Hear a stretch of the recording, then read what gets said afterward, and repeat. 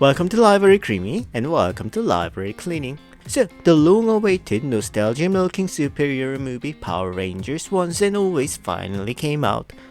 My thoughts. As I always say to my mother, don't say anything unless you have at least 2 nice things to add after you read a batch. But let me just say, Black Ranger didn't age a bit. How is that possible? He's 52 years old? Like, I am confusion. Like, America explain?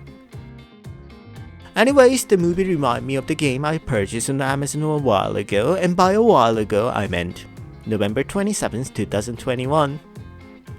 It was none other than Power Rangers Battle for the Grid. The game is available on not only Nintendo Switch but other consoles and PC as well, and when I bought it, it was $29.99 for the game and DLCs, which is just an okay price and the price hasn't changed. So when I bought it, I did what any rational person who grew up in the 90s would do when he was wide awake at 3 o'clock in the morning because that YouTube sleep hypnosis video didn't do shit. And I was trying to fill some void, I guess. Something had to fill the void. So I bought the game, and I played it once, and I didn't really play it after. I didn't really remember why, but hey, I bought the game with my own money, my hard-earned money. I'm not going to make that go to waste, so without further ado, let's clean the dust off. It's morphin' time!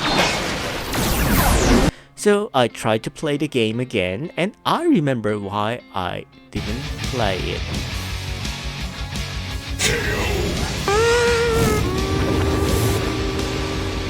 The very first round, I got beat up by this pink ranger who just wants to fight everybody. What is this, Real Housewives? But before we go into complaining about this game, I did like some aspects of this game. The first thing I liked was the character varieties.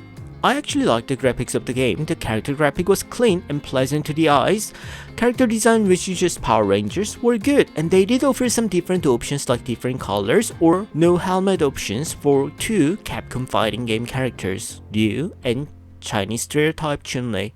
And the movesets of the characters were good as well. I didn't really know there's lots of characters except for the ones from original Power Rangers, but they had some cool looking Power Rangers. They had Hulkbuster Yellow Ranger, some Elsa looking White Ranger, and Blue Ranger from the Power Ranger movie with Princess Rangers, Jasmine and Billy, welcome to and the training. bloke from Breaking Bad. I mean, there were a lot of characters, and their moveset were different, and quite honestly, I had no complaints about the graphics or character designs. I didn't actually expect this kind of quality from this game, to be completely honest. I was trying to just dog on it because I didn't play for a while, and there must have been quite a good reason if I didn't play it, when I can see corny as superheroes getting beat up. But, I mean, the difficulty was the reason I didn't play it. Each character has his ultimate move, and they're actually really cool with the voice acting and everything. But the background was not as detailed as the character design, and to be honest, you'd expect some interactions with the background. Like, my favorite thing to do in Monster Hunter Rise is luring monsters into those piranhas or dropping rocks onto the monsters. And recently, a lot of fighting games incorporated background as interactive components that can help you deal more damage. But there was no interaction with the background really. It just looked a bit sterile and a bit out of place from the characters. And the other nice thing about the game was the music. It had a very retro 90s vibe to it, and it just spoke to me in a weird way, like my sleep paralysis demon does after I take melatonin baths for too long. Like, the music is very much what those 90s TV shows for kids. Whenever the main character tries to join the band or something, the bullies will just like, be like, you're a nerd, you're a jerk. But when the main character joins the band and plays the music, the bullies will like, wow, so cool! Yeah, it was just like that, those kind of music, but like Power Ranger music. So I really liked it. Okay, now that I said 2 nice things about the game, I'm going to talk about the things I didn't like about the game. So excited. The first thing I didn't like about the game was the fact the game was a fighting game. I am so confused right now. I know, I'm being like that one Karen who orders Frappuccino and complained that, Excuse me, there was too much ice in it and it gave me brain freeze. So I want to talk to the manager? But I just hope if they're going to milk Power Rangers, I wish it was another form of game like an open world RPG or 3D beat 'em ups, just like the Kamen Rider game. Like, isn't Power Rangers always about Power Rangers fighting some weak combatants in front of people in a shopping mall and then being like, oh shit, they're too strong, we gotta transform and wear the motorcycle helmet and spandex suit like those cyclists and sweat our toxins out under the burning sun of California. Wasn't it? But on this game, you just have 3 versus 3 tag battles. And another thing is, in the series, if they're cornered after they transform, they will call the robot, right?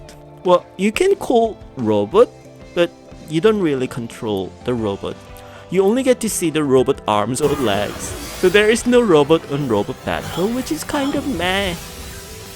But hey, the robot arm looks kind of like a background element, and I mean, I cannot be a Karen anymore about this game not being something different. Right?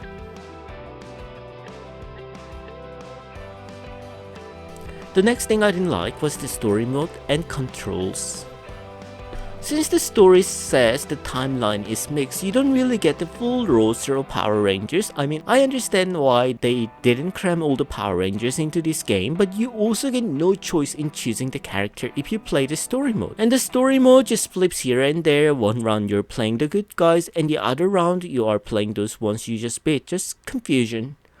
I mean, I played Injustice, and Injustice goes almost the same as this one, but I don't know, it just felt different. And the very first thing I didn't like was the fact the game didn't ask me what kind of difficulty I want to play my game with. And it is very important thing to me because, as I mentioned before, I suck at gaming. It's one of the things people expect me to be good at because of my ethnicity, but I actually am not, just like mathematics. So I had to go into the setting and change the difficulty to easy myself, and the game didn't really give me any tutorials at the beginning, so it took me some time to find the training mode and get used to the controls. So the first, or in this case, the second impression of the game was not that great, and controls were not bad, but confusing. Other than 2 characters from Street Fighter's franchise, most of the characters had somewhat simple key comments, but I couldn't figure out how to counter enemy moves, and it was very much a smooth ride if I spammed the move from a character that were hard to break out. And I didn't really know how to break out. I tried pushing all the buttons, and turns out you have to press 3 buttons with the movement button at the same time. I think the control of this game is quite simple, yet effective, but not something I was used to. If that makes any sense. It's like when everybody's using iPhones with no home button. I still use iPhone SE too. What is this, an iPhone 9? That's before my time. Because of home button. Because it just is something that I'm used to, even though it's not as convenient. But overall, I think the control will be convenient once you get used to it. And I think if you play competitively, it will come really handy and enjoyable. But I won't be doing that because, well, I suck at gaming. Overall, it was not a bad game. I mean, I hope they come up with another Power Ranger game that is not fighting game. But it was actually not something that I would regret. A lot of people worked hard for this game, so I'm not going to just dog on it. I don't have an Xbox, but it's free on Xbox Game Pass as far as I know, so give it a go if you want to try the Power Ranger game that will bring out your nostalgia. But if you want frequent update and more competitive plays, I think you could try Power Rangers Legacy Wars, which is a mobile game developed by the same company, and it is still in service.